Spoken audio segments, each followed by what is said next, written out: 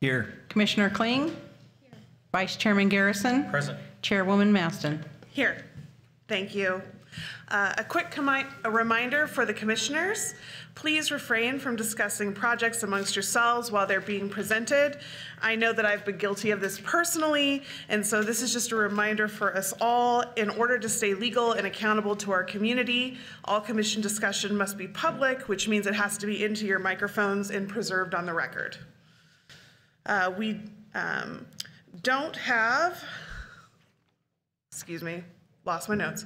First order of business is to approve the minutes for the regular meeting held on Monday, October 17, 2022. Do any of the commissioners have any corrections or additions? No. Thank you. No? No? All right. I'll entertain a motion. Can I get a motion to approve the minutes? Move to approve. All right, second? I'll second. Thank you. All in favor? Aye. Aye. Aye. All right, unanimously carried. Our next order of business are informational reports and updates. Mr. Director? Thank you, Madam Chair, Commission. Good evening. Hope you all had a good Thanksgiving. Again, this is another special meeting. Hopefully in December, we should go back to our regularly scheduled third Monday meetings. Thank you. Then of course that changes again January, February. But as of now, we should be ready to go for our regular meeting in December.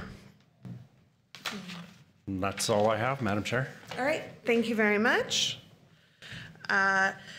Next order is call to the public. If anyone from the public would like to address the commission on any item which is not on tonight's agenda, you must fill out one of the forms, but you can bring that form forward now. All right, I don't see anybody, so we are going to move on. We don't have any old business this evening, so we're now moving on to new business. Our first two agenda items are related to the proposed Silverado Lofts development. They are GP 22-003 and Z 22-010. And I'll let staff take it away. Thank you, Madam Chair, Commissioners. I'm Gary Davis with the City of Cottonwood Community Development Department. This is, as you mentioned, a dual item for 11.6 acres. First item is a general plan land use map change. Request to change the land use designation in the general plan from general commercial to planned development. And the request for a zone change is from the current C2 heavy commercial to PAD, planned area development.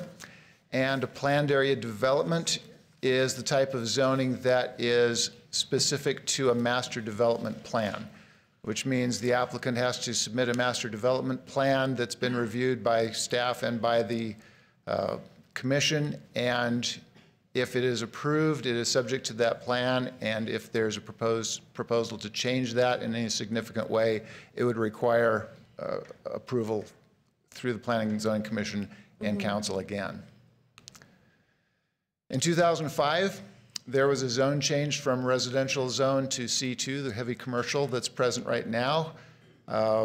There were 24 stipulations on that rezone that are still in place. That includes a height limit at the 3,386-foot contour level, and I'll talk more about that later on.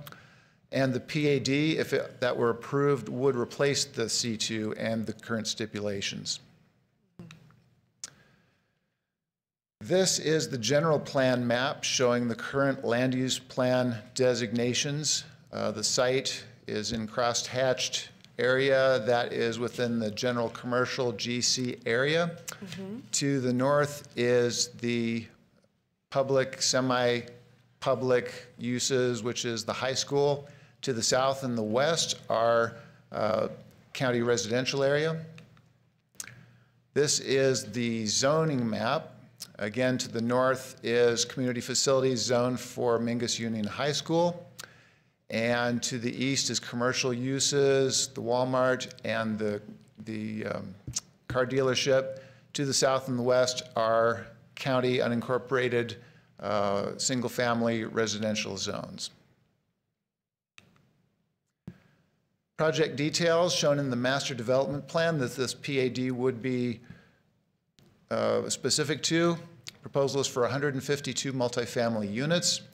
That would be in 38 two-story, 25-foot tall buildings, and each building would have 4 townhome-style apartments. There would be a mix of 1, 2, and 3-bedroom units. As we understand, it would probably be mostly 2. That hasn't been specifically arrived at. It would be built in 3 phases. The clubhouse and maintenance buildings are also included in this and would be built within the first phase. 297 parking spaces are required, and 297 parking spaces are shown on the master development plan. They have provided a traffic impact statement estimating that there would be, for the PM peak hour, 86 total trips, 54 in, and the AM numbers would be very similar to that in reverse, 54, 53 out. And it's envisioned that probably 75% would take Rodeo Drive as opposed to going south to Rio Mesa. Rodeo Drive, of course, being the one that's signalized at 260. This is the most recent site plan that was submitted by the applicant. This was submitted as part of the master development plan submitted on October 20th. And this is somewhat new. It's different from the plan that was submitted at the neighborhood meeting, which took place on September 12th. The main differences are that there is a second driveway onto Silverado Drive. There used to be just one entrance. They've added a second, and also to accommodate that, there's been more grading, so some of the buildings, especially on the west side, have been reduced in height from, or the grade has been reduced anywhere between 1 feet and 7 or 8 feet. The north side of the property, you see the gray crosshatched area. That is a wash that goes through the north part of the property. Some time ago, that was put into a culvert, which is located here. It comes out just on the north side of Rodeo Drive. Applicant would be required to put in a crosswalk at the corner of Silverado and Rodeo Drive. We're also requiring a sidewalk along the west side of Silverado between the 2 driveways. This plan shows a crosswalk at the south, but that's not needed. We're proposing instead that they build the sidewalk along the west side of Silverado Drive. Again, you see the configuration of 38 4-unit buildings within the subdivision or within the plan here. And to the north of the Rodeo and Silverado intersection, we're proposing that they dedicate a small pedestrian easement, which could at some point be connected to a trail that would go up to follow the south side of the school district property and connect in with Camino Real to provide a pedestrian and bike connection between the neighborhoods to the north and the west and to the commercial area here, just to the east of this property. This shows the landscape plan, shows materials being within the development as well as around the perimeter. Phasing plan, phase 1 would be on the north, moving south periodically. This is a floor plan. Each unit would be 2 stories, so the first floor would have 1 bedroom on the first floor along with the kitchen and living room. And then on the second floor, 2-bedroom units would have 1 bedroom and a loft above. That's shown on the left here. On the right, this shows a variation where one unit could be 3 bedrooms with the second and third bedroom in the upper story, and then another unit to the left there would be a single bedroom with the one on the ground floor. This is a rendering of how the front of some of the units would look. And on the 16th of this month, the applicant submitted some slightly revised color drawings, color swatches. That was included in your packet at the end of the master development plan, showing grays and browns. There's a material palette here too that the applicant will be able to show you. This would be the clubhouse. Again, the same types of materials, same types of colors. So the general plan, what it has to say about this area is in the area that is in the general plan known as Area 9, or the commercial core. One of its recommendations says consider additional multi-unit residential opportunities set back from highway frontage, provide improved pedestrian links between commercial and residential areas. This is an area that's set back from Highway 260 and is very close to major shopping in that area, and would have pedestrian access to that as well. Objective 3.1b in the land use chapter, encouraging mixed-use development with focused compact centers, promoting walkable neighborhoods. This particular development is not what you would call a mixed-use development, since it's all multifamily residential, but it is in an area that's mixed with other commercial uses. And supporting development that provides for a variety of residential types and styles. We've approved a lot of single-family residential in the past. We've approved a number of multifamily, but a lot of those multifamily projects just haven't made it out of the ground yet. We've got the one, the Inspiration, the 192 units across from the hospital on 89A, but very few others of those approved projects have actually yet to pick up their permits. And then Objective 1A, protect existing neighborhoods from incompatible land uses. And that's potentially an issue here, as I discussed in the staff report. The proposed multifamily use isn't necessarily in and of itself incompatible use from the single-family residential surrounding this property, especially when compared with what types of uses could be in there with a heavy commercial zone remaining on it. But there are some impacts, as we'll see. So this is a 3D study of the land, and this is turning around looking from the northeast to the southwest. So at the very bottom of the picture is the intersection of Rodeo and Silverado. So this is looking right into the main entrance to the property. This shows the grades on the property, and this shows how it would be modified with the 38 new buildings in there. Again, 2 driveways coming out, but you see the location of the west buildings very close to existing houses, single-family houses to the west. Turning around, looking north, we see a rendering looking towards the high school. Again, you see how it's laid out. You see the boxes drawn where the houses existing are over here. Just to zoom in a little bit, you see how the west tier of 2-story apartments is up against the back walls of those properties. Looking at the site plan, the grade for the highest building under this new site plan would be about 3,375 feet elevation.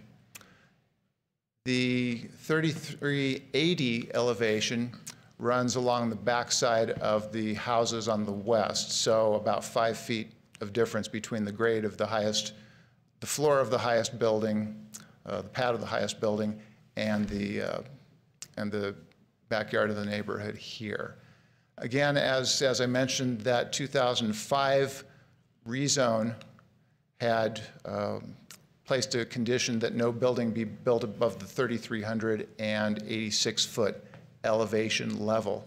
This cross-section shows the houses on the west and how it would relate to the buildings for the apartments. To put in the elevations are marked over here on the left. To put in the 3,386 elevation, that looks like this. So none of the buildings on the property could fall below that 3,386. And again, if the PAD is approved, the 3,386 stipulation and the other stipulations along with the current C2 zone would be replaced. They would no longer exist. Here's a rendering from the south part of the project on Destry Lane, located in the residential area to the south.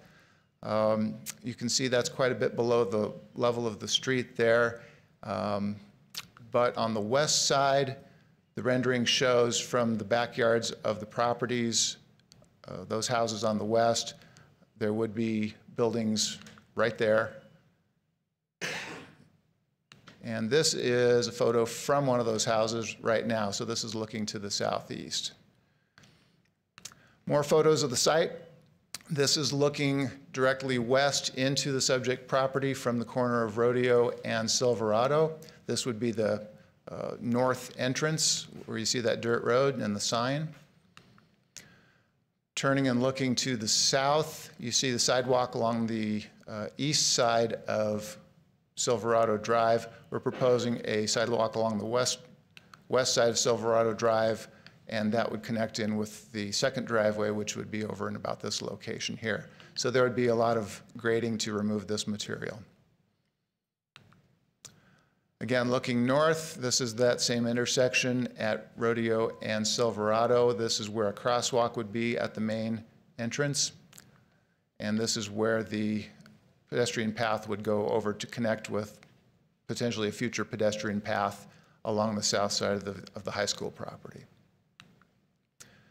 This is in the center of the north part of the property, looking east towards Rodeo Drive in the back of Walmart. You can see where that wash comes through and comes out of the culvert right about here. The high school, this is looking to the north across that lower area. This is looking to the west against those houses directly to the west from the center of this property. So staff proposes some stipulations if the Planning Commission wishes to recommend approval of this. Number one is the standard stipulation with a PAD, which is that the development be consistent with the master development plan that was submitted and with those revisions on colors and materials that were recently submitted. Also, number two, that the development should be consistent with code review comments. And also, and this is in addition from the staff report conditions, we did get a comment from the airport manager asking that standard airport conditions be met, including an navigation easement and notification of residents that they're somewhere near an airport. And we're adding that too, that they shall comply with the letter from the airport manager dated November 22nd. And I handed out a copy of that, left it for you at the beginning of the meeting. Mm-hmm. Number three, that building permit applications be applied for no later than 24 months from the date of zoning change ordinance adoption. Number four, that the developer install 6-foot solid fencing to enclose the first floor area yards along the south and west lot lines and coordinate with adjacent residents on the selection and quantity of landscape materials to kind of add that buffer, ease the transition between the two uses there. Number 5 is the requirement of the sidewalk that I mentioned and the crosswalk at the intersection of Rodeo Drive and Silverado. 6, that the developer dedicate that pedestrian easement to the north. And 7, that bicycle parking be shown. That wasn't shown on the site plan. Want to make sure that that's on there before we issue a certificate of occupancy. And 8, perimeter landscaping and the sidewalk and crosswalk improvements be included in the building permit plans for phase 1 and be installed prior to the issuance of the certificate of occupancy for phase 1. So those would all have to be in by phase 1 and not wait for the future phases. And the Planning and Zoning Commission can recommend any other stipulations that they deem appropriate. So that's our presentation. We do have the applicant here tonight to add to that, to answer questions, but I can answer any questions related to the presentation or the zoning requirements. Commissioners, if you have any questions for staff, please ask away. This time. Questions for staff? Vice Chair? All right, thank you very much. We'd love to have the applicant up. Please state your name for the record. Charity Lee. Thank you. At this point, I'm going to go ahead and let the commissioners ask you some questions. We'll start with Commissioner, actually, we'll just, whoever has their questions, just go first. I never know. None? Really? No questions? Yeah. Vice Chair? I'm having a hard time seeing where the property lines fall. I see, is that my mic that's It is. feedback?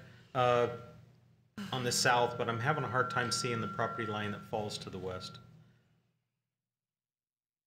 So where's the fence line? Because the fence line on here appears to be depicted right off the back of the existing building, but the property line's quite a ways away. And is that a drainage easement that's going down through there, like a French drain, or?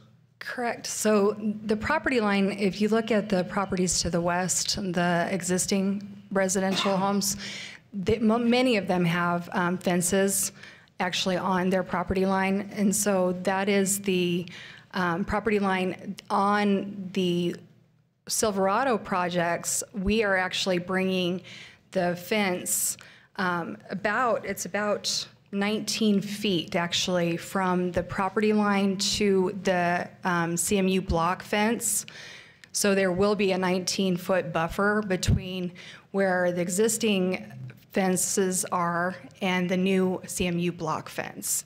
And then to where the actual buildings start, we're looking at an additional, I think it was 29 feet. So it's additional 10 feet from the CMU block wall to where the actual buildings are. And that area is what you were talking about, working with the residents to For the make buffer. landscaping and the buffer. That's correct. To accommodate their backyards. That's right. And what you are seeing is the drainage is underground. Thank you. You're welcome.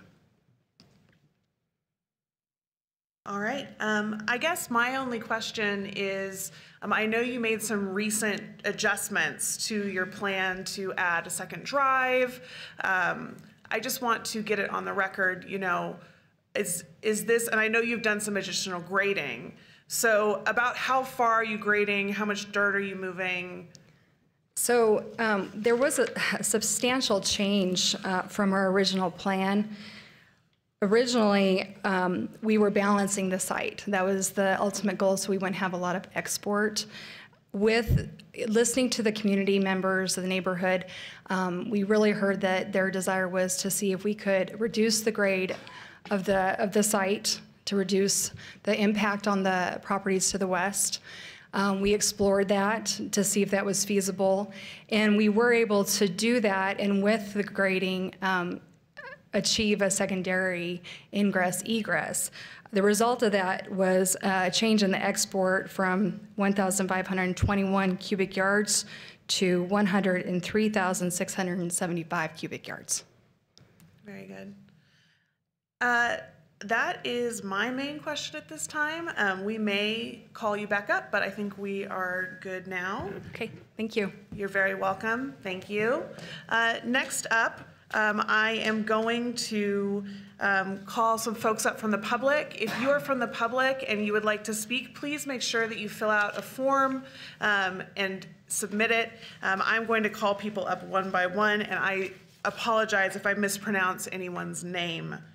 I have a request to speak from Kelly Moffett. Please introduce yourself into the mic for the record.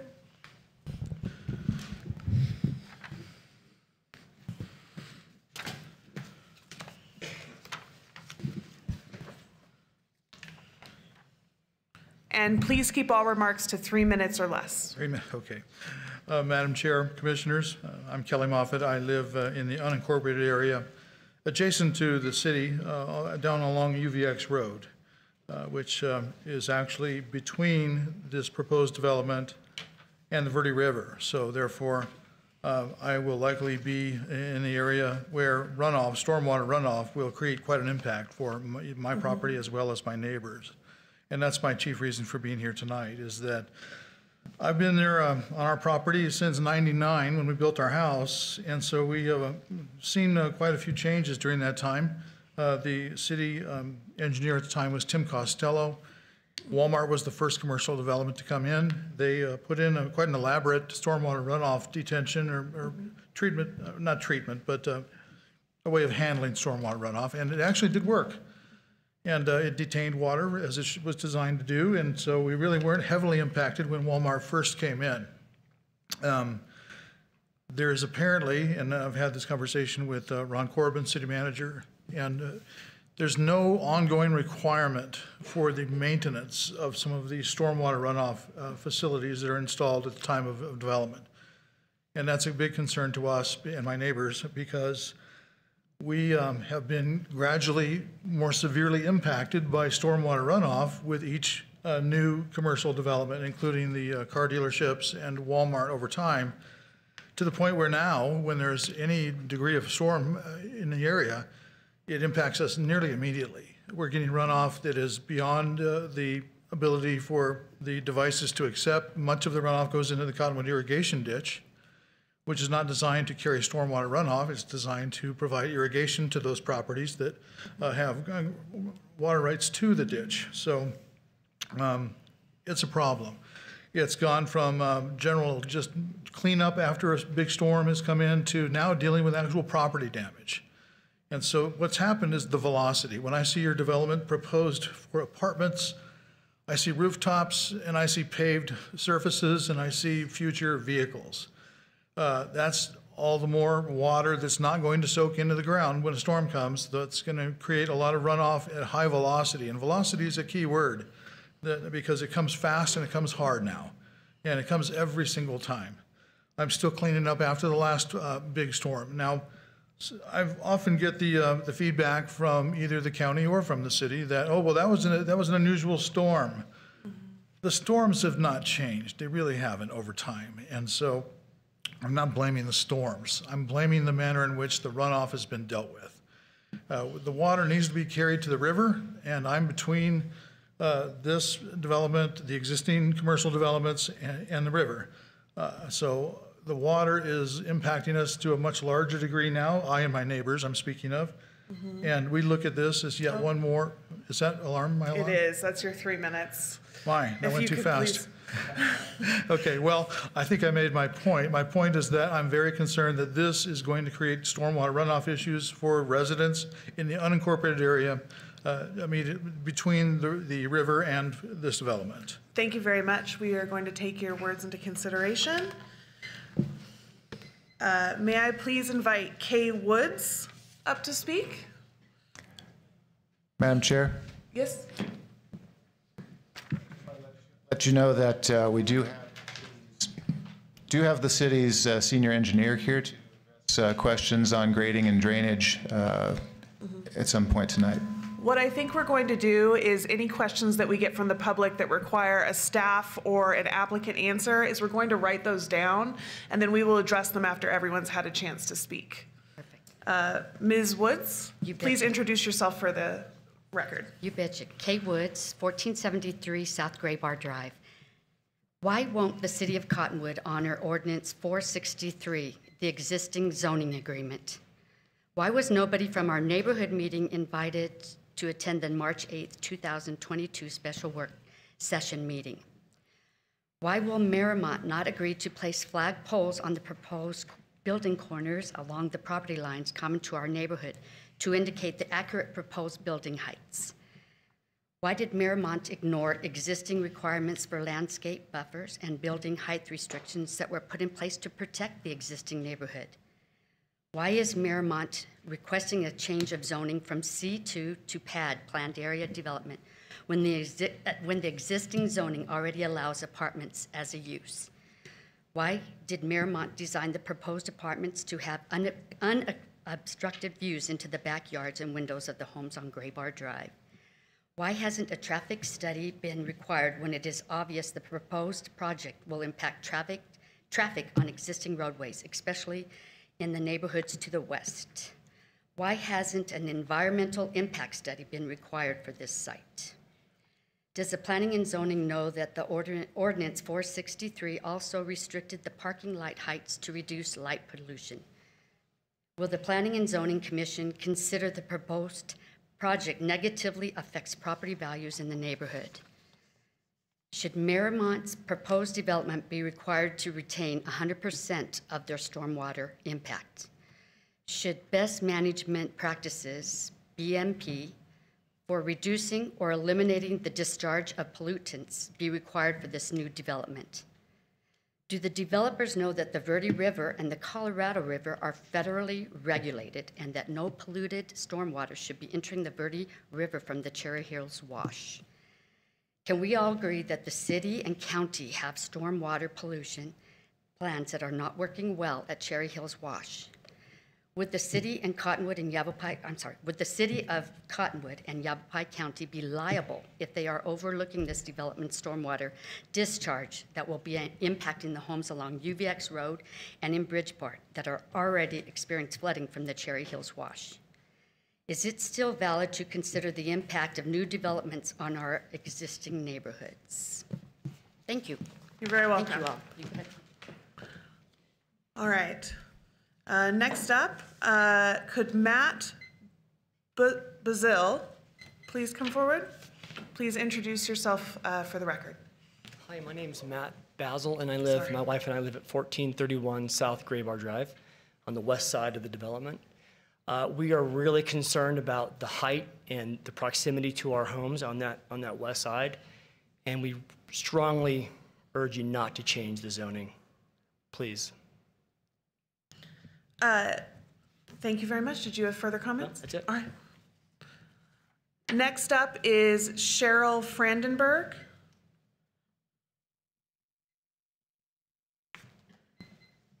Good evening. My name is Cheryl Friedenberg, and I'm also have a home on the west side of the property, 1459 Gray Bar Drive.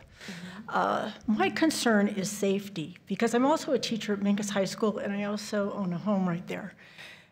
At the high school, we've got all these beginner drivers, and I see the traffic. I've seen the accidents over the years that have happened at these intersections, and it's just getting more and more crowded.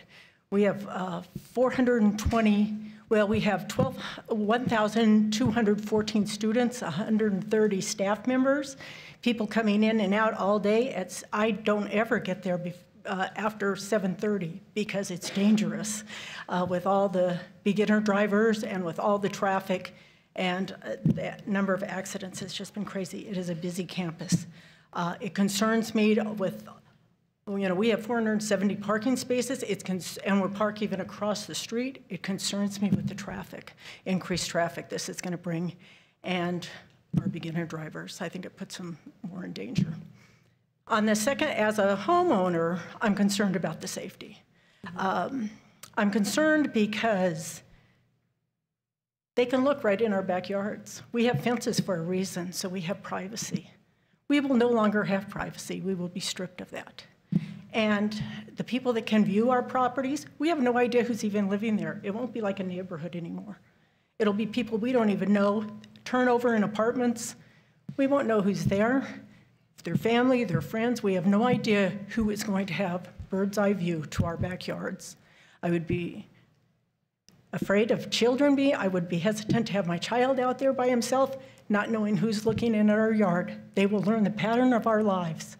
And they will know when people come, when people go. It does not take long to do that.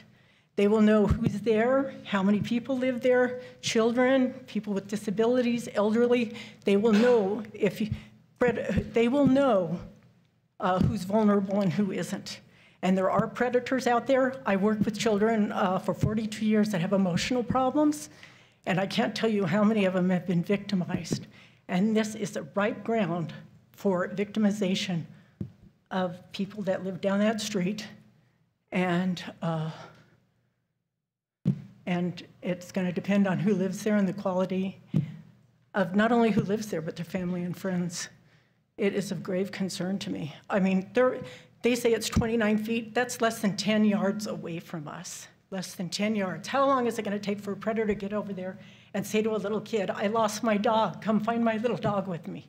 How long is that going to take? I think the job here is one of your jobs is to keep us safe, and this is completely compromising our security. Thank you very much, Ms. Brandenburg. Next up, Joanna Basil. I'm sorry, I just had this pronounced to me and I messed it up again. Okay, that's okay, Joanna Basil. So yeah, we're on the west side, and just like everybody else, of course, we have the same concerns about just the height, and they said they adjusted it because we weren't too happy, of course, at that first meeting, but it's by a mere maybe 2 or 3 feet, so it really doesn't kind of make a difference. Like, it's not really impactful. It sounded like a lot of dirt moved, but it really doesn't make a real big difference on the height. But I also just want to say, that we're a community and a neighborhood that is not saying not here. You're not going to build back here no matter what. I think we've always said and understood that, something's going back there. Larry Green owns that property, and we all knew that someday that this would happen. And so, we're very willing to have that. And just, we knew that. It's not like this is a big surprise and that we're saying absolutely not. We just don't want anything and we won't be satisfied. I don't think any of us feel that way. But I feel that it's just, something could go back there if they would just work with us a little bit in terms of, the height restrictions and things and how close they are. I think that, that would just, make us all happier because of the value of our property and all those things that have been said. But I just wanted to get that out there, that we're not the type of people that are like, nothing at all. No, I think we're really reasonable people if you, could just see that. We are. All right, thank you. Next, Bobby Woods. Bobby Woods, would you like to speak? Oh, there you go. Please introduce yourself for the record. Bobby Woods. Yes. 1473 South Gray Bar Drive. When we purchased our home in 1992, the 11.6 acres property directly behind us was zoned R1L 35, single-family residential in Yavapai County. Our expectation at that time was that single-family residences would be developed on those 11.6 acres, providing a seamless extension of the existing neighborhood. Same scale, same density, same proportions, same environment, same sense of place. The city of Cottonwood annexed this Yavapai County parcel in 2002, and soon afterwards, May 3rd, 2005, the city council approved a change of zone from single-family residential to C2 heavy commercial. This city council approval of Ordinance 463 included conditions that assured important protections that help preserve and safeguard the homes and the families in our neighborhood. Promises and protections included, number one, a height restriction. It was mentioned earlier, 3,386 feet above sea level, a datum as a construction ceiling. Number two, there was a 70-foot buffer on the south and west property lines. And number three, there was a masonry screen wall. Apartments are already allowed as a use on this site with the existing in-place C2 zoning. Miramont is asking for a change of zone from C2 to planned area development and an amendment to the general plan to circumvent these existing required restrictions. Changing the land use designation allows the proposed silver lots development to avoid honoring the current agreement and promises provided by our existing zoning ordinance, 463. Our neighborhood's density is less than 3 units per acre. The proposed development's density is more than 13 units per acre. Property values are likely to go down in the surrounding neighborhoods as a direct result of this project being built out as proposed. Traffic and safety of pedestrians in the surrounding neighborhoods and nearby schools are major concerns that will be impacted by the proposed development. Stormwater pollution. Metered water dumping into Cherry Hills Wash from the development's proposed underground retention basins is a major concern, impacting the neighborhoods along UVX Road, Bridgeport, and the Verde River.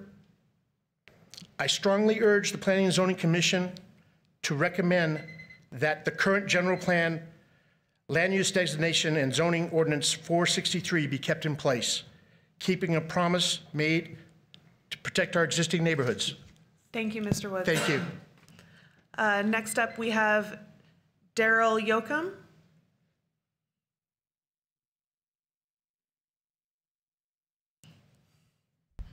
Hello, please introduce yourself for the record. I'm Daryl Yoakum. I live at 1360 Bates Road. That's just east of UVX Road. And we've lived there since 1994. We've never had any issues until about 2007 with flooding. And like Mr. Moffitt said, it just keeps getting worse and worse and worse. We've seen these developments come in. They don't do the proper water retention or do anything about it. They just let it go in the wash. And it's got to stop. Somebody's gonna have to do the right thing.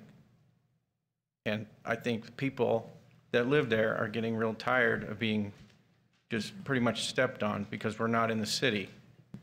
But something needs to be done about the stormwater. It's going right into the ditch in a lot of places. The ditch can't handle any more water. Somebody has to turn the ditch off when it rains.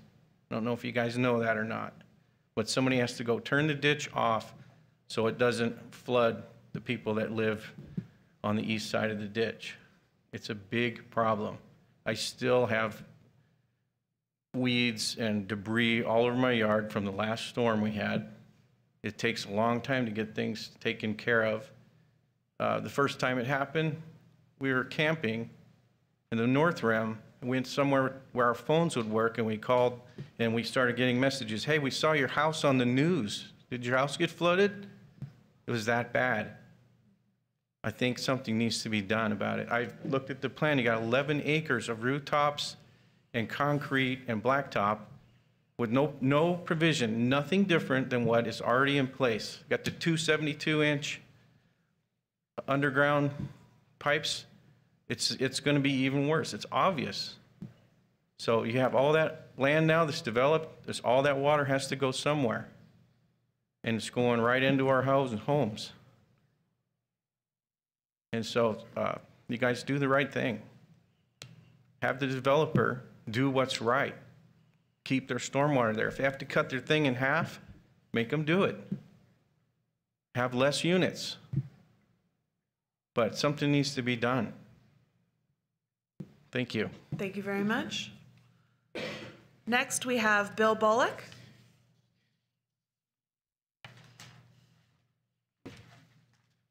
You know the deal now. Please introduce yourself for the record. Hi, I'm Bill Bullock. I'm very familiar with Shepard Westnitzer, who's done the civil engineering on this. I'm very familiar with Underground retention, we used that at Manzanita Medical Plaza when we built that 20 years ago. I'm very familiar with the requirements of detention. I live right next door to the Oakhams, right behind Kelly Moffitt. I told Kelly when they built there in '99, I said, you got to be careful because this sheet flow thing happens. And I built my house right, it's out of ground high enough. I've never, regardless of having a basement, I've never had water in my house. Other neighbors have not been so lucky. But the bottom line is this, underground retention, culverts and so on are not being monitored. I guarantee you the ones at Walmart have got some degree of fill in them, maybe as much as 30 or 40%. So initially they would have met the requirement, but now they're not. My recommendation is if you approve this project in any form, that you triple the requirement for underground retention.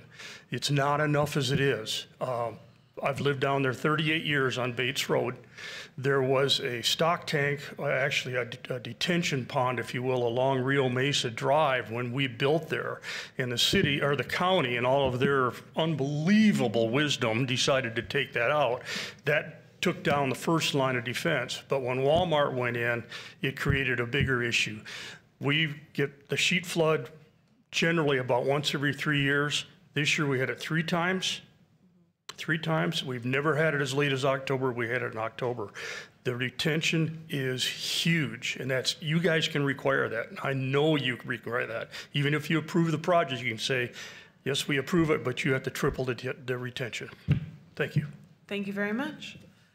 Now we have Claire Rasmussen. Wow, really, really off, I think. Hi, I'm Claire Rasmussen. I live at 1445 South Graybar. The proposal that Miramont Homes has is allowable under the current zoning. And the only reason they want a zoning change is simply to evade the protections that we have fought hard to achieve and to get out from underneath Ordinance 463, simply so they could make more money. Scott Ellis from the Community Development wrote that the benefit of this development is to help solve our lack of affordable housing. But during the initial presentation to all of us affected homeowners, Mr. Kemmerly from Miramont Homes, and I said, and I quote, "This is not low income, this is not affordable." He went on to envision it for young professionals, again I'm quoting, with the rents in the range of $1,700 to $2,300. So that means we're talking about people with incomes of $68,000 to $92,000 a year. This zoning shouldn't be allowed to happen simply to try to solve a low-income housing problem, when in the words of the developer, it patently won't work for that purpose.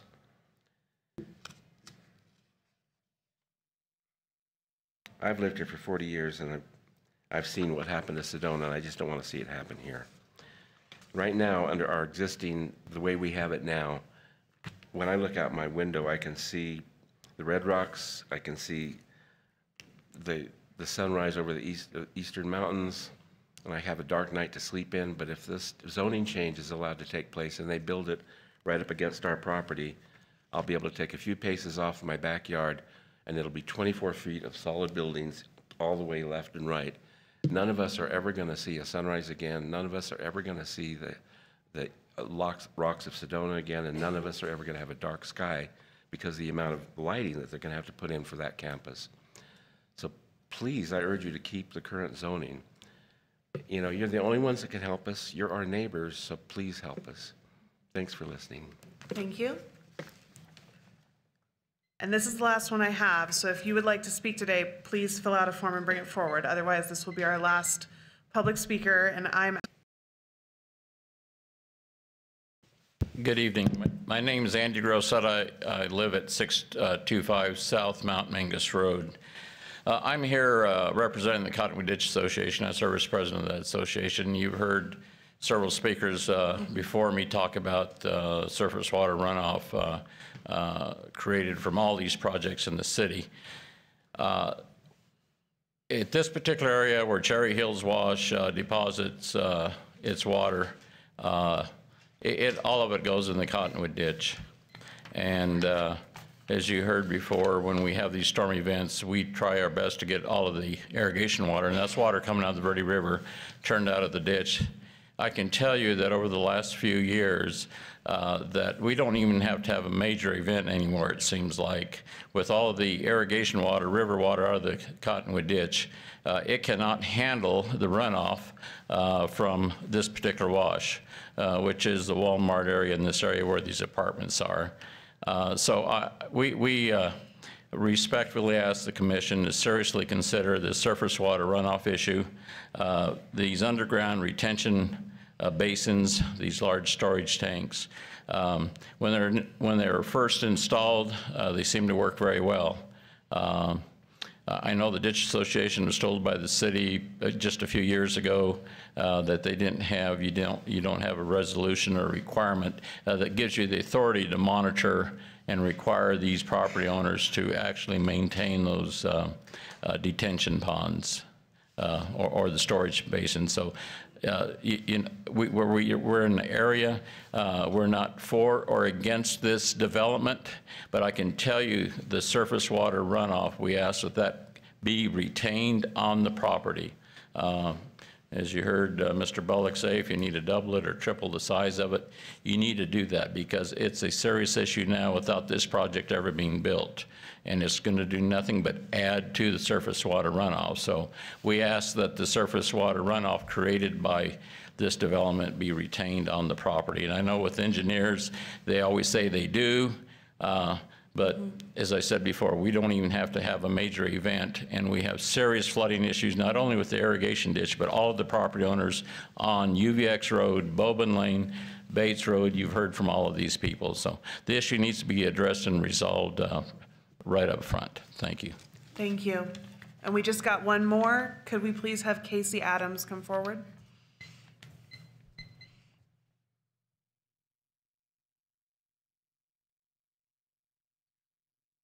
Please introduce yourself. I'm Casey Adams. Not to follow up with Kelly, Andy, everybody, the flooding.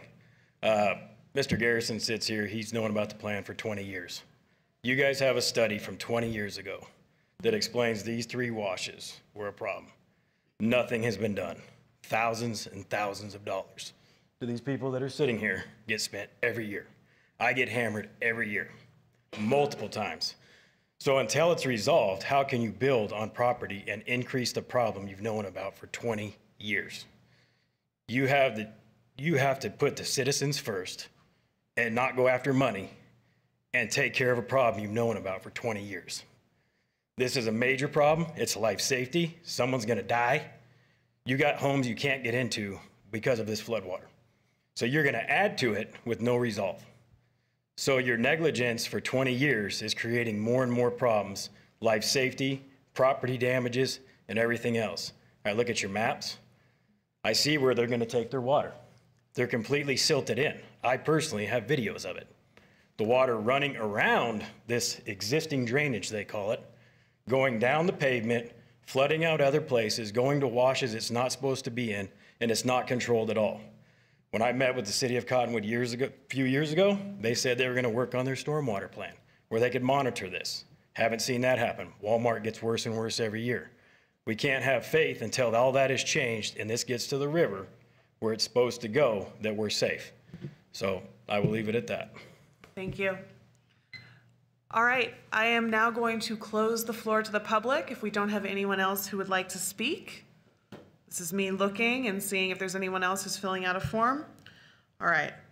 So at this point, we did get some questions that we would probably benefit from hearing some answers to, and I know that the city engineer is here tonight.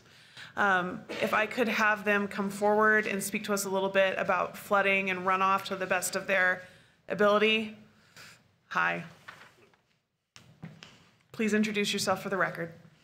Good evening. My name is James Bramble. I'm the Senior Civil Engineer for the City of Cottonwood, and I'm happy to answer any questions that have come up regarding drainage and what our policies are and how we deal with that. So for the issue of the flooding that's happening with the existing drainage that Walmart has, I know that you and your department have looked over these drawings.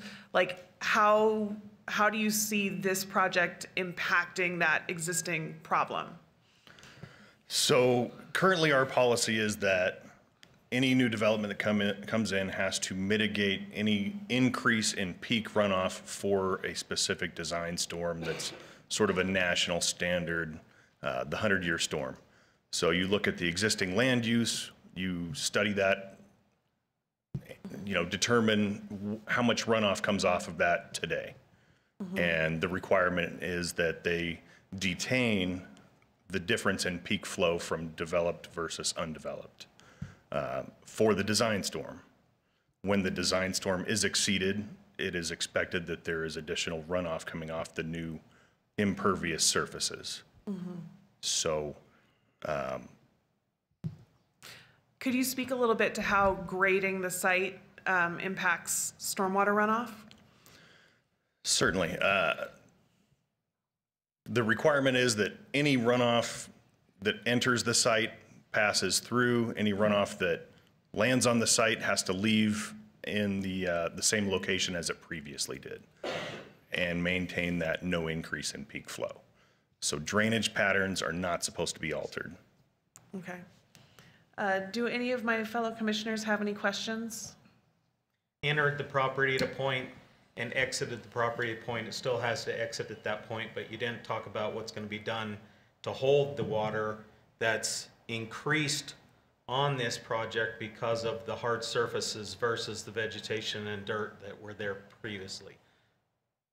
Certainly. So I mentioned detention, where you're detaining that water. The water still leaves, but you hold it back so that that peak runoff is not exceeded from the pre-development condition. We do not retain water. There are other laws about how that water that lands on there still has to make it to the Verde River. We don't retain, we detain it, we slow it down, we keep the peak at or below pre-development conditions. Okay, and as was presented by a couple of the people that got up and spoke, is we have a problem at Walmart that was supposed to be dealt with. It doesn't sound like it is. It's still causing a problem. What has been changed in the current stormwater plan to account for that? And what's being done on this site to also make sure that any detention, you're calling it, that happens on this site also is maintained? Because it doesn't sound like that's in our current plan, or is it? So we do have the requirements for when a new development goes in for that detention.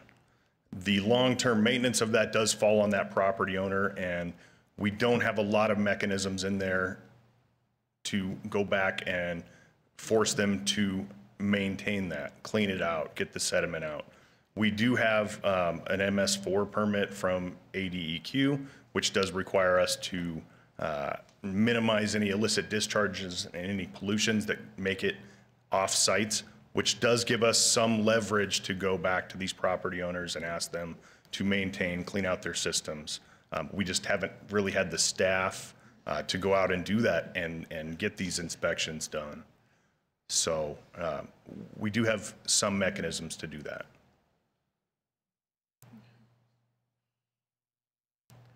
And would that, I'm assuming that permit applies to all developments of this size that require stormwater runoff detainment? Certainly. Since 1985, it's been a requirement that you cannot increase the peak flow leaving your site from the pre-development condition. In addition to that, to speak for water quality and pollutants, there's a requirement that you do treat or retain that first half inch of rainfall that falls on your property to allow contaminants and that stuff to settle out in your storm drain system, your basins, to keep that water quality from degrading. Thank you. And while I've got you, let me ask you stuff about traffic. Certainly. So there were some concerns about just traffic and danger. I know that we're going to be adding a sidewalk and crosswalk and some walking paths, which tend to mitigate traffic danger. But some of the citizens asked about studies. Have there been any studies done? This may be a question for the applicant, but I'm just checking with you. So based on the density and the number of units here, the current requirements are anything that generates more than 100 trips in any hour of the day requires a full traffic impact analysis. This did not meet that threshold. So they do a traffic impact statement that says, hey, we're adding these 80 trips in the peak hour, coming and going. That's a combination. And then any major intersections within a half mile of this development need to be looked at. Those are owned by other agencies, which have been looped into this process. ADOT, Yavapai County will comment on any of their requirements. There's already a signal at Rodeo. I don't see this development impacting that heavily. Rio Mesa, probably, you look at the trips generated, probably going to go to the signal, probably not go the long way to Rio Mesa. There's no left turns out of that, so it's probably a pretty minor impact to that as well, but ADOT will be the ones that really comment on that. All right, and then would that, just for my own edification, would that happen a little further in the process? They've already been contacted. Oh, they've already been? Yes. All right. Last chance, do any other commissioners have more questions? Yes, you mentioned that you did a test on the property prior to development about the drainage. Has there ever been anything after the development? You mean Walmart? Like you said that you based the drainage necessity on the property prior to development.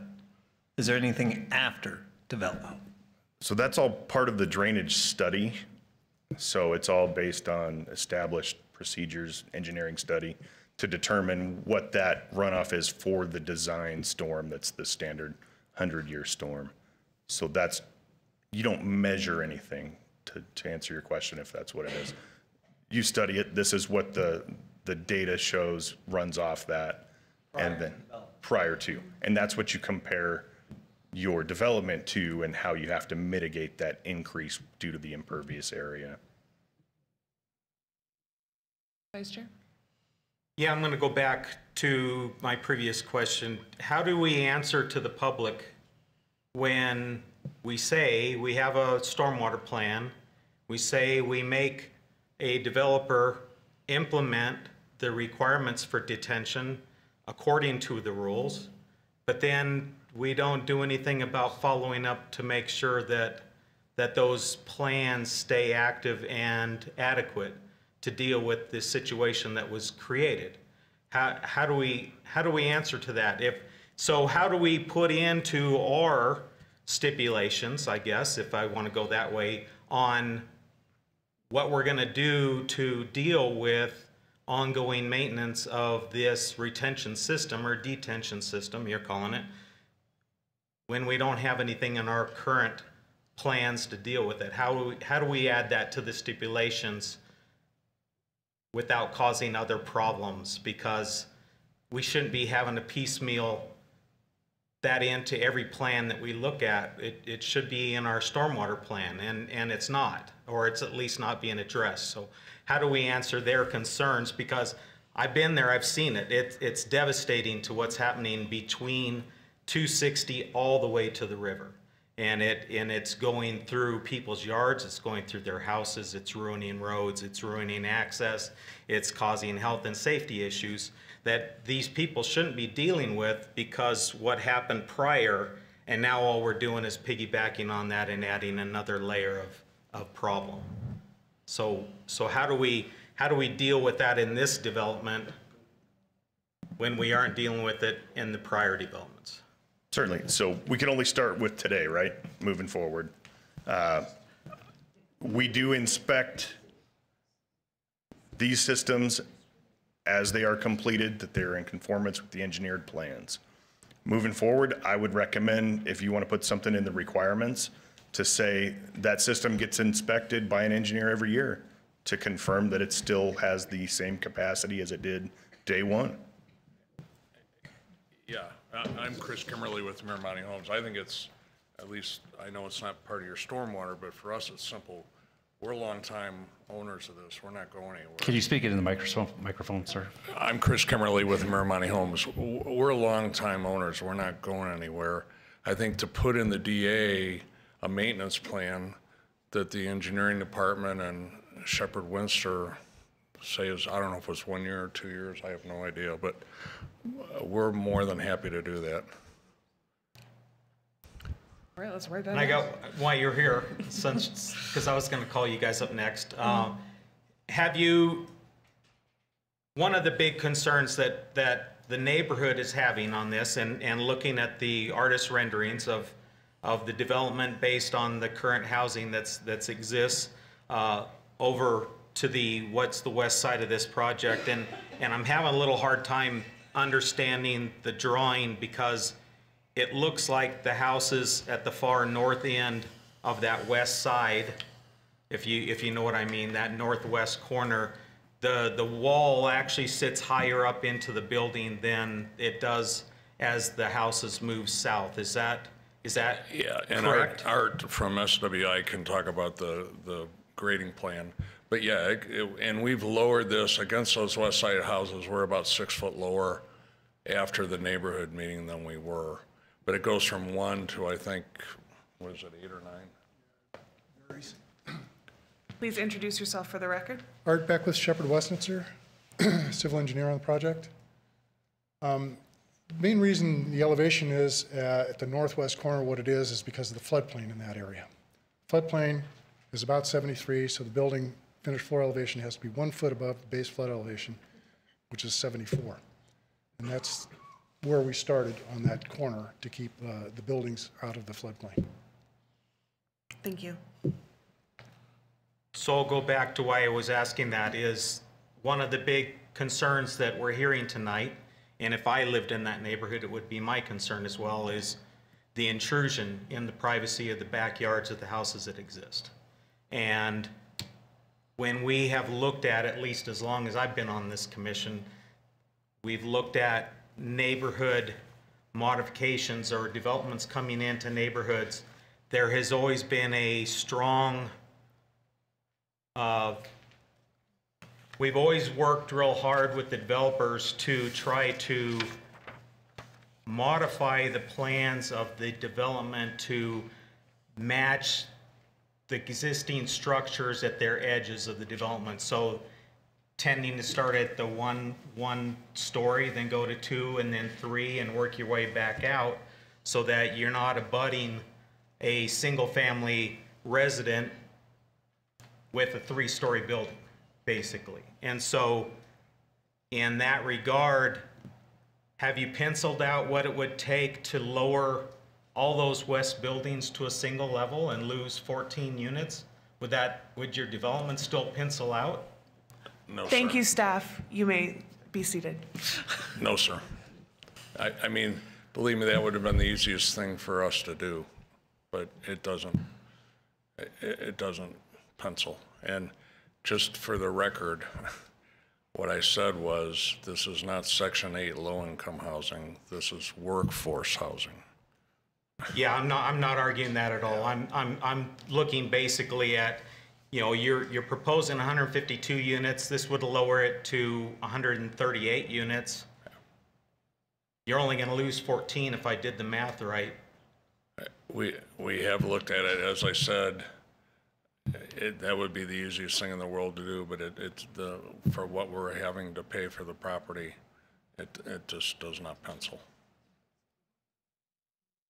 While you're up there, how low are or do you know what the elevation height, I know I could find it, but just off the top of your head, the elevation height of the units that are closest to Walmart are at, like what their roof height is? Yeah, I think they have a, it's so tiny. Yeah, as I said, after the neighborhood meeting, I promised that we would look at it, and we did. And then we did lower it against our houses about 6 feet. I understand there's still an impact, obviously, but when Charity threw out the yardage of export, that gets lost on people. That's a tremendous amount of money, both to cut and to haul that dirt off, where before we didn't. It was a balance. Did you this is a little bit off topic of the elevation, but did you happen to do any research into like pervious paving to help with the stormwater issue, to bring it Well, back to that? again, I'm not an engineer, Yeah. but these underground vaults, again, it's not like doing a retention pond that's exposed. These are frankly very expensive. And I think, and again, I'm not an engineer, but I think if we agree to maintain those and you put it in the DA, and I understand the city doesn't have staff, so it would be incumbent upon us to get a third-party inspector to certify it. Okay. And again, I don't know if that's 1 year, 2 years, 3 years, I have no idea. Stay here for just a second. Let me just see if anyone else has questions for you. Do any of the commissioners have questions at this time? Go ahead. I don't have a question for you, but I want the city engineer back up here. Okay. We keep people hopping in the Planning and Zoning Commission meetings.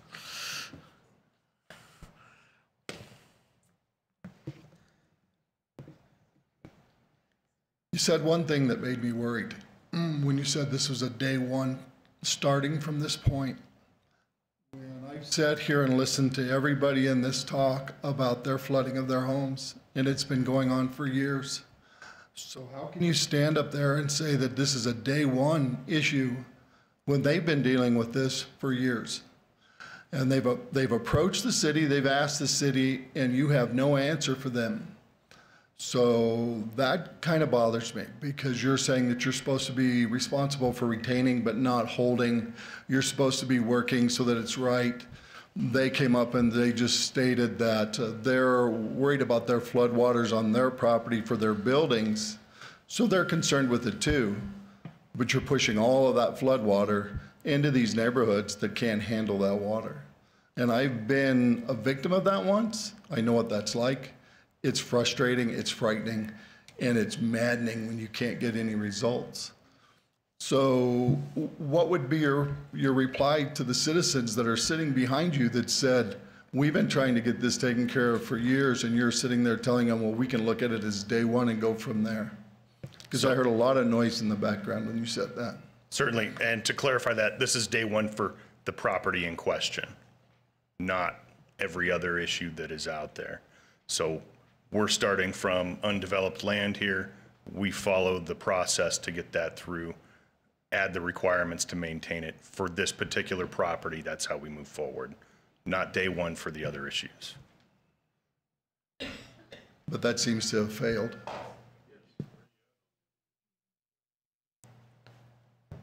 As far as dealing with other issues? All previous development in that area. Certainly.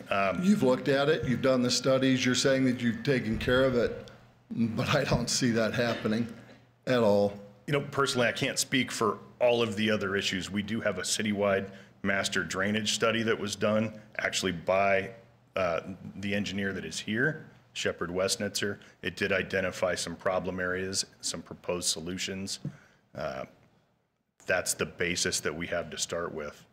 These issues are generally multi-jurisdictional, have to be partnered with Yavapai County, flood control. They're broader than the city changing its drainage patterns to alleviate downstream issues. We have to maintain historic patterns. That's what's been done. We have our requirements since 1985 to mitigate that peak flow for the design storm, and I want to stress that. The design storm does get exceeded. Several of these recent storms, it was over 0.8 of an inch in 10 minutes. We don't design for that. And previous ones were 2 inches in an hour. It was a lot, and nobody's required to design for that. So what would your suggestion be for, on this development, this parcel, to solve some of those issues so the downflow wouldn't cause additional distress? There has to be something. If you've worked out projects and you're working with other counties, it sounds like you're giving a runaround speech of, well, you know, we're the city, but we got Yavapai County and we got to do this and we got to do that. It sounds like a politician speech, kind of.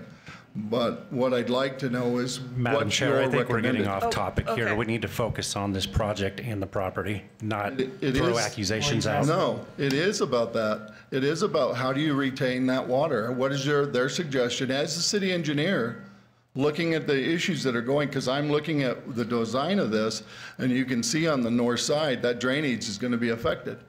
So, and you see the retention ponds that they've got on this property going back into that drainage ditch. All of the lines go into that drainage ditch. So I'm asking you to give a recommendation that would be feasible for suiting some of the problems that we might look at in the future. Certainly. Within our limitations and our policies, we don't increase peak runoff from today for the design storm. There should be no difference downstream as long as the systems put in place with this project are maintained. Beyond that, I can't keep any more water on this site than already falls there, runs off. So if I were to rephrase that, it would be that this site can only be responsible legally for its own runoff. It cannot solve the problems from the runoff from the other commercial sites that are adjacent to it. Correct. And there are other owners of water that falls on this property to where we can't keep that on this property. It runs down to the Verde, and there's other owners of that water. We cannot take that water and keep it on site. Okay. I personally don't have any more questions for the engineer, but if anyone else does. All right. Thank you very much. Thank you. Thank you. Do any of the commissioners want to call up the applicant or anyone else from staff to ask any further questions about this project before we discuss it amongst ourselves? All right. Then from this point on, we are going to just go through everybody's thoughts. We will start with Commissioner Stevens. It's a lot to take in. Yes. It's exciting because we do need more housing. Just the concerns, as everybody else mentioned, about the drainage issues and possibly traffic flow impeding. Those are my only concerns at this time. Commissioner Peltz? There is a lot to take in. There's a lot of consideration. I understand the need for housing. We've been approving these left and right. I can hear what the neighbors are saying. I can see the issue with the water. I think that's been answered to some extent. It's just a matter of what we decide to do from here. All right. Commissioner Glasscutt?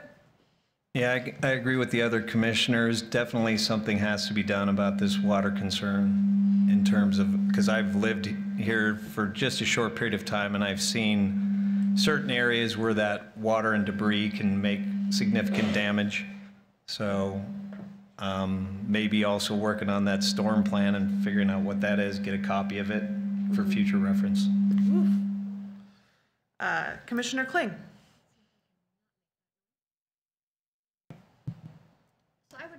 Oop, really hard. It'll turn green. I would mirror the other commissioners' concerns. To me, it sounds like. Hold it for me? Yes, Thank I will. you. I'll try to make it quick. It seems like we have an existing problem with some of the commercial development around that area that their maintenance needs to be addressed before we compound that issue. James was kind enough to come to a development that I just started at that the project drained properly initially, but it is not now because of maintenance. And I would not wish that on these residents to deal with that further. I'm the first one to haul sandbags in, and it's a nightmare. And I think we need to address the current issue before we add to it, even if this is done well. I like this project. I don't know if this location is the best for it right now, but we'll discuss that as we go. Thank you. It's like you have to hurt your finger. Vice Chair. Yeah, so I appreciate, we had a lot of discussion about the design the last time you were here, and I really appreciate the willingness to kind of chuck that and start from ground zero, which you pretty much did, and brought all this back in a very much more, I think, user-friendly model, and it answered the primary concern I had, which was ingress egress. I think it does a much better job of making this site safe and easy to get in and out of, which is only a benefit to you and your renters at the end of the day. I don't remember the height being as big a concern with the first view we had at this. I appreciate you saying that you've already lowered the buildings another 6 feet from what was previously designed. I think that's huge. Unfortunately, it isn't huge enough. You know, it's still a fairly significant impact on the neighbors behind these buildings, and it just seems like it wouldn't be that difficult. And I know money talks, but you know, at the end of the day, it doesn't seem like you would be giving up that much to appease, you know, those residents that have been there for that long, because this impact does fall fairly close to the property line, and it is going to be a fairly significant height increase compared to what they are dealing with currently. And I get all the private property rights and development and all of that, and you know, you live next door to an empty lot, you can't expect it to be empty forever, and you hope you're going to have a good neighbor at the end of the day, and that doesn't always happen exactly like you'd like it to happen, but it does seem like we could go a little further in creating a much more amicable solution for everybody. But it sounds like getting this development to pencil out for you in a way that you could do it would be, having those extra 14 units would be difficult. So I'll just have to figure out how I'm going to deal with it. But I do appreciate all the changes you made compared to the discussions that we had in your previous round. Got it. All right, I'm still good to talk, right? So as my commissioners mentioned, there's a lot happening in this project, and there are a lot of really valid neighborhood concerns. But I'm also very cognizant of a statement that our staff made earlier in the evening, which is that while we have approved a number of workforce housing projects, that doesn't necessarily mean they're going up or they've gone up. We have one big one, which is just under 200 units, if I'm correct. And just to put that into perspective for the community, we had a housing study done a couple years ago, which showed us that we are thousands of units short for our workforce housing. And when people talk about workforce housing, this is more of a general statement for the public. That's not necessarily talking about affordable housing. Affordable housing is a very specific term. Workforce housing is sort of exactly what it says on the tin. It is housing for our nurses, housing for firemen, housing for young families, working professionals. These are starter homes. And I think that in the Verde Valley in general and Cottonwood in specific, you know, sometimes certain kinds of housing developments, multifamily housing developments, they have a bad reputation. And I don't necessarily believe that that is deserved as we move forward. I think for our community to be able to offer an adequate supply of workforce housing so that we have homes that people can access, people with young families, that requires us to be willing to provide space for multifamily housing. And one of the concerns that I heard from some of the public speakers who came up this evening was basically worried about dropping property values, worried about the kind of people who live in rental units. And I would really hope that those concerns would be reconsidered, because the truth is that living in a house doesn't make someone a better person than living in a townhome. And it is, you can never know who your neighbors are going to be, but I would hope that we as a community and the city of Cottonwood would be open to being neighborly to people in multifamily homes, especially considering our housing shortage. and how much multifamily housing can address that shortage in a way that is affordable. If the rents get as low as $1,700, I mean, that is incredibly affordable in this market. I don't know how many people in this room have taken recent looks at our real estate market, but even though there has been some dropping, it's not affordable to live here. So I mean, this is not affordable housing on a technicality, but it's more affordable housing than most of the houses that we have for rent on the market, of which I believe there are approximately 15 total. So it's all coming in when we talk about housing concerns, and I know as the the chair of this commission, it is one of my primary concerns is providing housing for the community. Not every project is perfect. This project, it needs a little finesse, but it's still supplying a very essential need for the community. And sometimes we lose sight of these needs when we've been in our house for 10, 15, 20 years. We forget how scary it is to not be able to find a place to live. So that's my little speech. I promise to only do it 3 or 4 more times. I do think that we got some really good ideas during the discussion. I believe that we should, if this goes forward to vote for approval, that we should definitely include a line item, Vice Chair, about requiring annual stormwater, no? Yes? Yes? Okay. Stormwater runoff.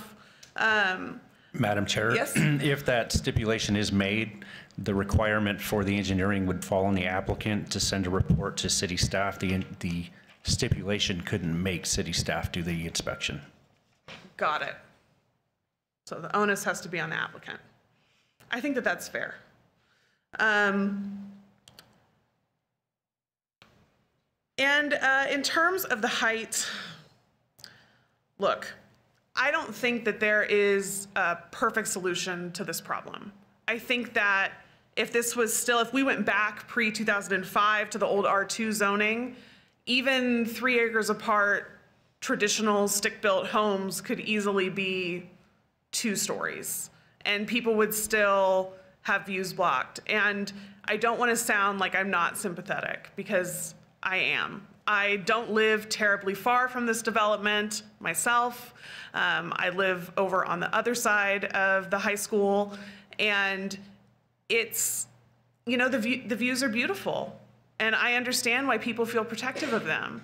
I just think that as a commission and as a city, we have to weigh the importance of maintaining someone's view versus the need for housing. And I do actually believe that this is a pretty good location, and that mixing densities is a good thing. I think that that is how you create better neighborhoods that are more interesting, and also that is how you reduce crime, because apartment people don't necessarily mean crime, they just mean that they live in apartments. And so that is my 2 cents, 2 out of 3 speeches. At this point, I'm going to give my commissioners one more chance. This is a little bit out of our ordinary, but I just talked for a long time, so I try to even it out. All right. So with that, I believe that we're going to need to entertain a motion to see where everyone's going to land on the vote. Oh, yes? Madam Chair, following up on what Scott said, I do have a proposal for a stipulation for the detention.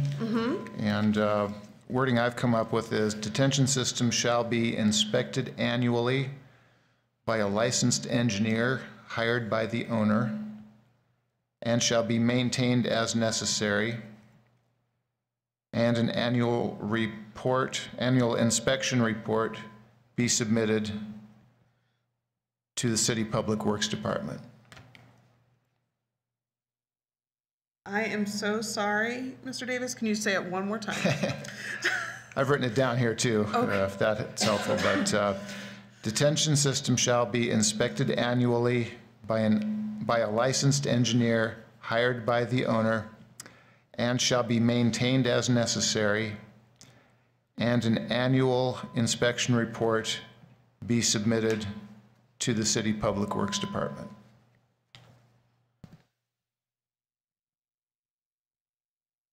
Are you expecting to deal with both of these in one motion, or are Yeah, you we are. expecting to do two different? Two motions, but at the same time. Right. Two separate motions with roll call vote on each. But like back to back. I tried to write it down for you, but it got real messy.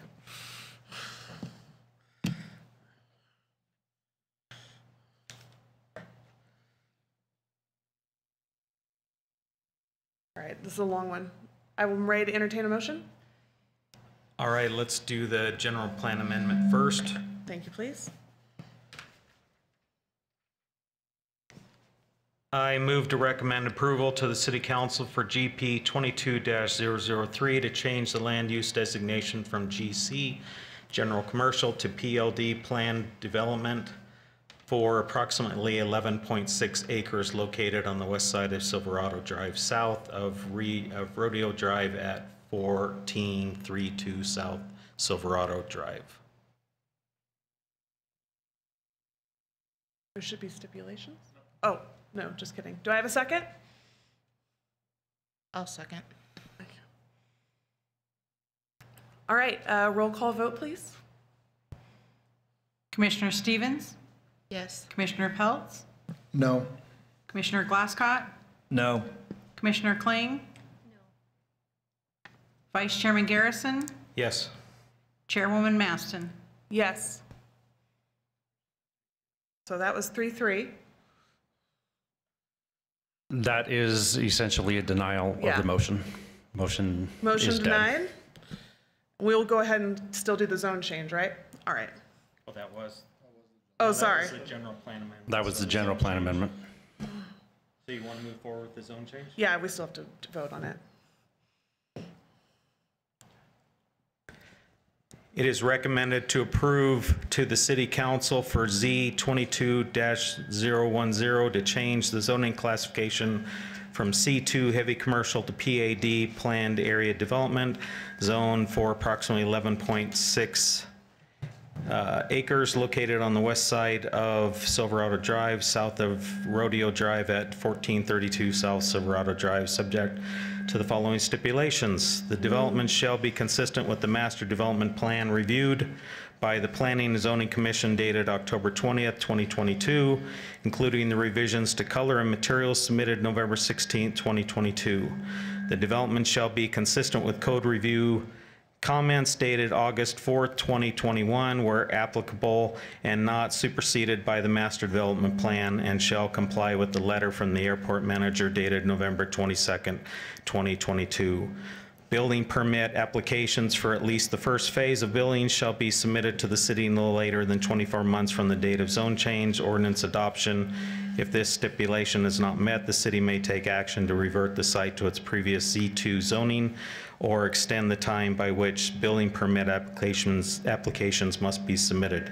If building design differed significantly from those in the master development plan, additional design review approval by Planning and Zoning Commission shall be required. The development shall install solid fencing 6 feet in height to enclose first floor rear yards along the south and west lot lines, and shall coordinate with the adjacent residents on the selection and quantity of landscape materials and the required 10-foot landscape buffer.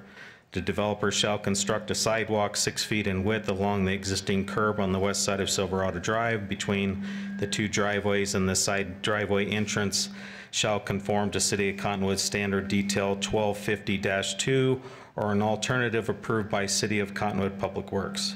The developer shall install one crosswalk at the intersection of Rodeo Drive and Silverado Drive with a sidewalk curb ramp built per City of Cottonwood requirements. The sidewalk driveway entrances and crosswalks shall be shown on site plans accompanying building permit applications.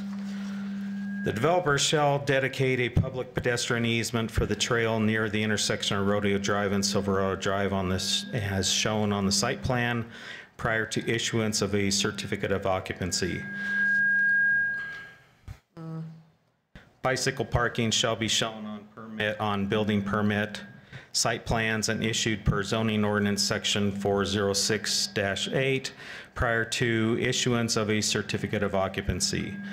perimeter landscaping per zoning ordinance section 407, and crosswalk, sidewalk improvements shall be included in building permit plans for phase 1 and shall be installed prior to issuance of certificate of occupancy for that phase. Additional stipulations shall be a detention system shall be inspected annually by a licensed engineer hired by the owner and shall be maintained as necessary, and an annual, what's that word? Report. Inspection report shall be submitted to the city building development department. Okay. Can I get a second? So we can vote? Second. Thank you. Roll call vote, please. Commissioner Stevens? Yes. Commissioner Peltz? No. Commissioner Glasscott? No. Commissioner Kling? No. Vice Chairman Garrison? No. Chairwoman Maston? Yes, but just to be ornery. All right, motion not carried. Thank you very much. We are able to dismiss everyone who is here for the Silverado Lofts project. Thank you to the applicant for taking the time to present. Madam Chair, before everybody leaves, I would like to mention that the general plan motion does go as a denial. The zone change, these are both recommendations, so it will go to City Council still, no matter what, for a final decision. Mm-hmm.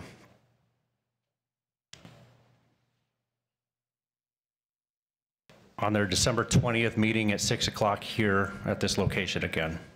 Thank you very much.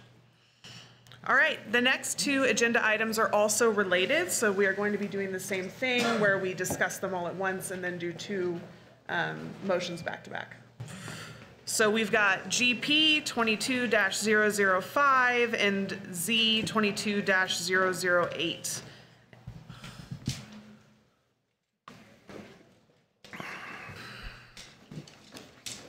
Thank you, Madam Chair, Commission.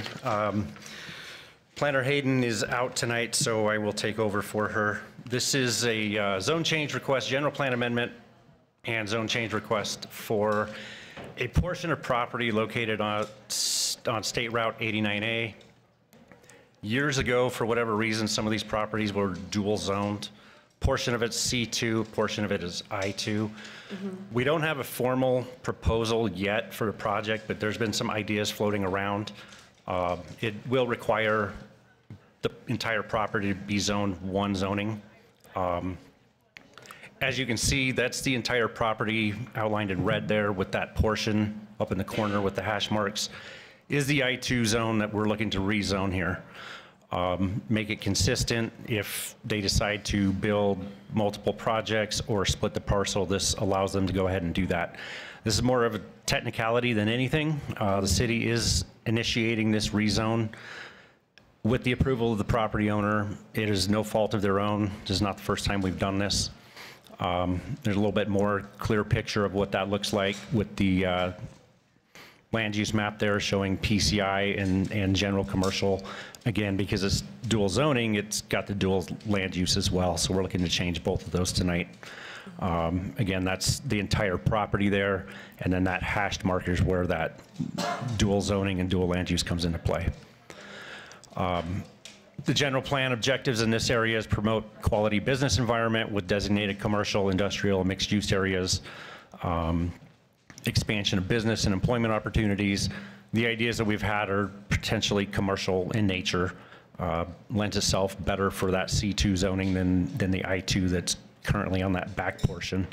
3.4D, continued support for the development of Cottonwood as a major tourist destination with a range of attractions, services, and supporting facilities. There's a picture looking southeast on 89A from the property, northwest going the other way there. That's directly across the street on the north side of the property. Again, north property. East of the property's got commercial right there already. And then that's a little bit further out view of it. They are doing some soil remediation in there right now. That's what you're seeing. They're not doing any active construction on any project right now. Nothing's been brought forward. That is a church up on the hill to the west of the property, and then some manufactured homes to the south of it. That again is from the center of the property looking to the south, and then looking back towards the north again. Southwest, and that is all we have. There is a representative here for the property owner if you have any questions for them. Again, this is just kind of a housekeeping measure, clean it up a little bit, make it, when they do come in with the project, that they can move forward pretty seamlessly.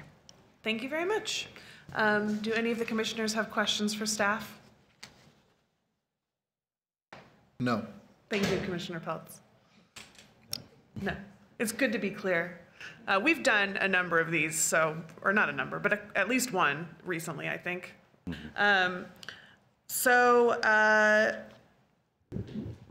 Does anyone have any questions for the applicant? Otherwise, all right.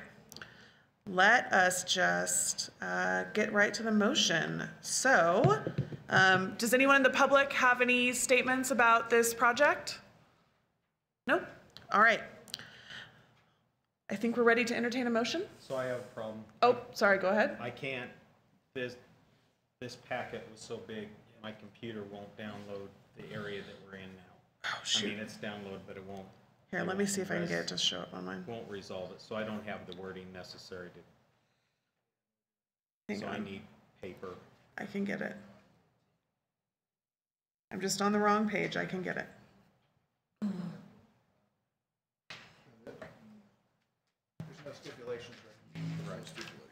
Awesome. All right, ready to entertain a motion. I move to recommend approval to the City Council for GP 22-005 to change the land use designation from PCI, Performance Commercial Industrial, to GC General Commercial for a portion of a lot approximately 2.8 acres in size located south of East State Route 89A, approximately 480 feet west of 6th Street at 597 East State Route 89A. Do I have a second? I'll second. Thank you. Roll call vote, please. Commissioner Stevens? Yes. Commissioner Peltz? Yes. Commissioner Glasscott? Yes. Commissioner Kling? Yes. Vice Chairman Garrison? Yes. Chairwoman Maston? Yes. All in favor? Approved. And now there's another one.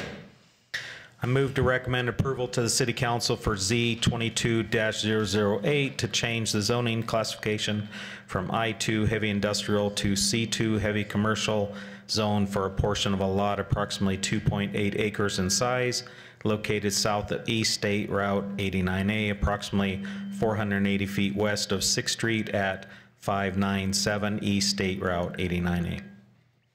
Do I have a second? Second. Thank you. Roll call vote, please. Commissioner Stevens? Yes. Commissioner Peltz? Yes. Commissioner Glasscott? Yes. Commissioner Kling? Yes. Vice Chairman Garrison? Yes. Chairwoman Maston? Yes. All in favor? Approved. The next agenda item is ZO 22-006. Thank you, Madam Chair. Gary Davis, Community Development. This is another one in our series of zoning ordinance amendments that is aimed at clearing up some issues that are not clear for staff or the public in our requirements in the zoning ordinance. Just to walk through them, zoning in the former right-of-way. Right now, our zoning maps don't zone city right-of-way. The property that's owned by the city where streets go through, that's not zoned. So if there's a situation where a portion of right-of-way is ever transferred to private through abandonment or whatever process, there's no provision for what zone that new private property would be. So we're proposing here a a provision that would require that any portion of the right-of-way basically have the same zoning as the adjacent parcels. The adjacent parcel owner would probably be the one owning that piece of land anyway, so it makes sense to be all the same zone. So that's one thing we're trying to clear up. Another issue is outdoor storage of certain items. Sometimes there's outdoor display of materials for sale at businesses. There's not a lot of provision for that in our ordinance, so we're proposing that certain outdoor storage be allowed. In general, outdoor storage of materials is not allowed in the front, but we're proposing an exception here for materials that are durable, that are for sale and related to the business. It's not just some stuff they brought in from elsewhere, and placed so they don't fall into walkways or over property lines, creating safety issues, and that they be kept in a neat and orderly fashion, that they're not creating an eyesore. So this, we think, will give us a little clearer, more enforceable provisions, more understandable provisions that we can tell people who want to display materials. Also, in our parking requirements, we realized that we do have requirements as to how big parking spaces have to be, but there isn't anything in the ordinance that actually requires them to be striped. We thought it would be a really good idea to make sure that they're striped so people will know where these parking spaces are. So we're putting in language that it would actually require physical delineation of some kind, probably striping most of the time. Also, in our schedule of required parking spaces for different types of uses, on the residential side, the wording on requirements for single family versus multifamily is kind of confusing right now. We're proposing to simplify it, hopefully, and clarify that that there's one standard for single family detached housing, and then there's another standard for multifamily housing for multiple units on a property. So again, we hope that this clears things up a little bit. Happy to answer any questions you might have over this proposal. Do any of the commissioners have questions for staff regarding these changes? No? Looking at everybody? All right, I don't have questions for staff. I think that's quite clear. I don't believe the public has any questions about these changes. All right, I would like to entertain a motion. Once again. Oh, not ready? That's cool. Here, hang on. I can help you. I found it. I'm trying to actually go back to the internet. Thank you.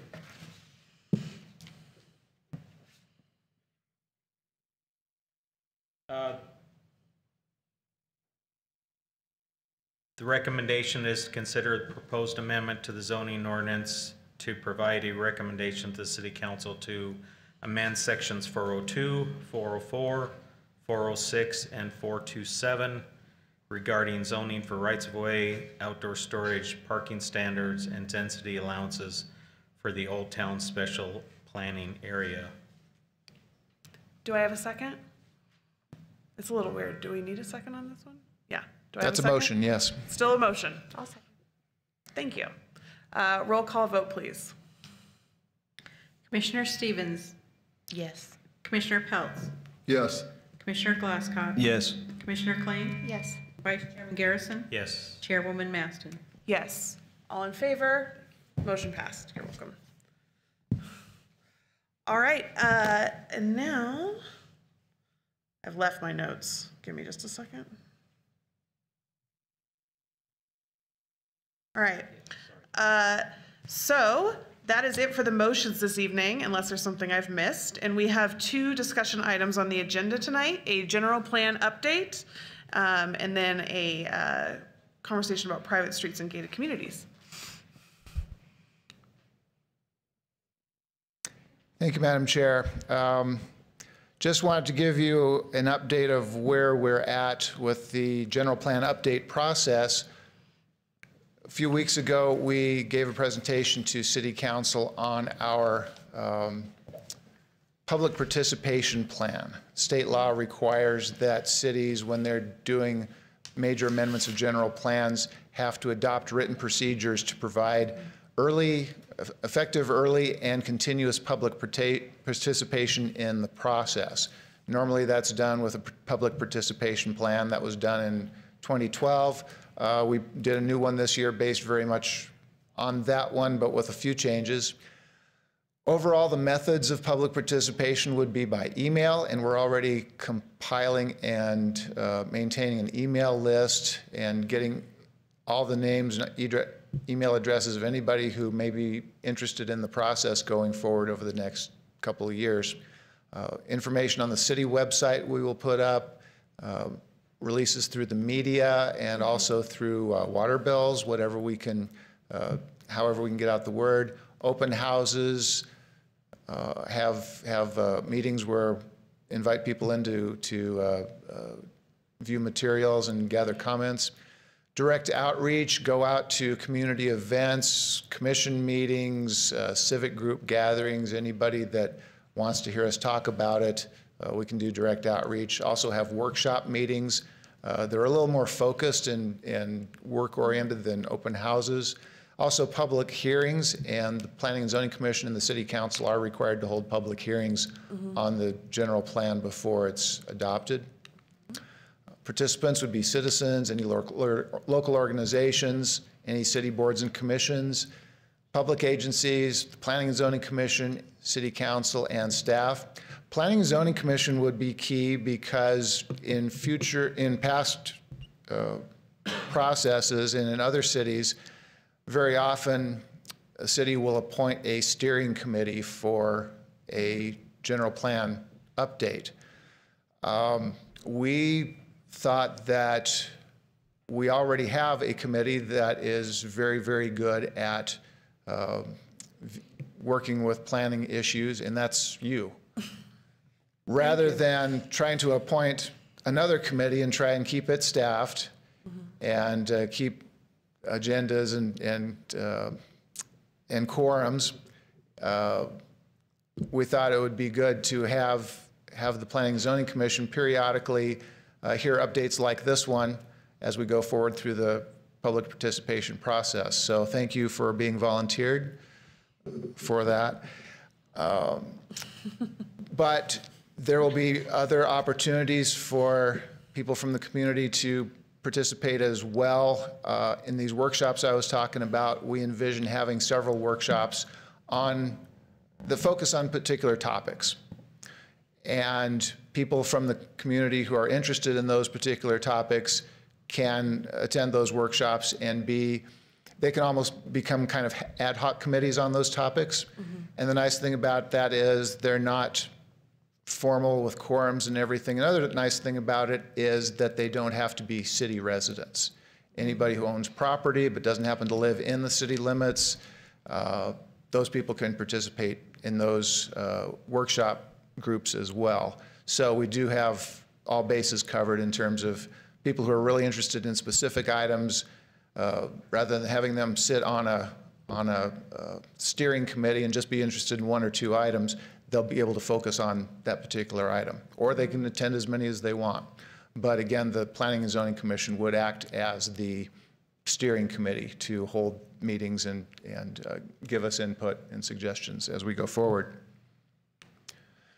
The schedule, like I said, starting now, we've started email list compilation, working on the web page, starting direct outreach. We've done, we went to the Walking on Main with a booth. I don't know how many of you went by and saw us, but we were there with maps, getting input and giving a survey. And of course, we'll be coming back to the Planning and Zoning Commission with updates. Once we get information from people on the big picture items, the vision and values from these early workshops early in 2023, then staff can take that and start drafting what we heard based on the overall feeling from the community, vision, values, and take the general plan and winnow it down pretty significantly so it's a much smaller, more lean, usable document than it is now. And also consult with city departments as we go forward as well. And then late 2023, early 24, then we go back out and do our public outreach and tell people, here's the draft. We heard you the first time. Did we get it right? Are these the policies we want to have going forward? Have, again, workshops and open houses to review the draft, and then have a public hearing with the Planning and Zoning Commission. And then mid-2024, final public hearings by the City Council, and then the City Council, if they approve it, sets it for a public vote. General plan has to be approved by a public vote every 10 years, and ours is due in 2024. So that's the schedule, that's the public participation plan. Like I said, we had our booth out at Walking on Main. So next step would be to adopt the public participation plan. That would go back to council. They've seen it once. It was in your packet. I don't know if you have any questions or comments on it, but you can get that to us before we send it to council. And we'll keep compiling the email list, and we'll keep doing direct outreach like the Walking on Main event here. And also, as we do this direct outreach, we're having discussions again on values and vision. What are the big picture items that people are interested in for the community? At the event, we handed out this questionnaire, which asks some very general questions, whether you would agree that Cottonwood would be any one of those things, and is that the way it is now? And I think probably the most interesting one is the column on the right. How important an issue is this to you? That way people can say, well, yeah, I want it to be this way, but it's not a big issue to me, or yes, this is my big issue. So we get to tabulate what issues really stand out to people as we go forward. And I might tweak this wording a little bit, but hopefully we'll keep something along this line to get a real broad picture of what people's opinions are. And that does it for our update. Hopefully that'll give you a little idea of where we're at with our public participation plan. If you've got any questions or comments on the plan itself, let me know either now or before the next council meeting when we set it for adoption. It'll be adopted by resolution. The vice chair has his hand on the button. I didn't come by your booth because I was busy in my own booth, but where would I get one of those forms to fill out? And could all of the commissioners have one? We actually do have them on the back table over here. We'll get you one before you leave. Perfect, thank you. I filled one out at the... Super. And we're going to try and come up with some facsimile of it that's very consistent with that maybe we can do a Survey Monkey on the web too, to get maximum participation that way. So we haven't tabulated them. We got about 50 questionnaires returned, and we got about, I think, over 30 people signed up to be on our email list.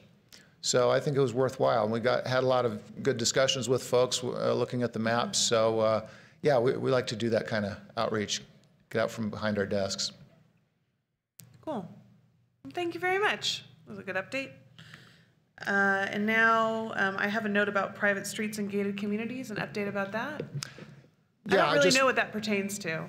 Well, we are going to be looking at updating our parts of our subdivision ordinance before too long. And our subdivision ordinance, unlike other cities, really doesn't have any policies on whether a new subdivision coming in should be gated or not gated. There's no recommendation on that, and no recommendation on what would constitute what should be a private street versus a public street. And I just wanted to kind of put that on your radar screen to, I don't know if you had any ideas now or just be thinking about it for a while. There were some discussions earlier with 89 and Vine had a discussion with the council. Was that a joint meeting? I forget, but yeah. So there were comments, well, this really isn't a gated community kind of town, but we don't have anything in writing that says that. We don't have a policy down. So as we go forward, starting to write that, come before you at some point in the coming months with a revised subdivision ordinance, we can be thinking about under what circumstances would the city ever approve a gated subdivision? Under what circumstances should streets be private versus public? You know, there's thought that self-contained units that are just kind of loop streets and cul-de-sacs and things like that, that just serve that unit and no other, those could be very easily private streets and not necessarily be public and subject to public money by the city, by the whole city subsidizing streets that serve just a few houses, as opposed to some developments are a little different street patterns that aren't so closed in. So be thinking about those kinds of issues as we go forward and start to work on our subdivision ordinance. Madam Chair, Commissioners, with that being said, I do want to point out that if we get a proposal for public streets in a gated community, we push back on that, but we want to finally put this in the code at that level. Okay. All right, so just something to think about, homework. Thank you. Are there any suggested topics for future meetings? Yeah, the storm drain plan thing? Yeah, it might be good to hear about maybe plans for just good ways that we as a commission can write into future projects. This one today didn't pass, but I really liked the idea of writing in like an annual inspection. And maintenance. Yeah, so I think that's one thing that we should keep in our back pocket and maybe come up with some ideas that we can do more of. That's a good idea. Anything else? All right. I make a motion to adjourn. Do I have a second? Second. All right. All in favor? Aye. Second.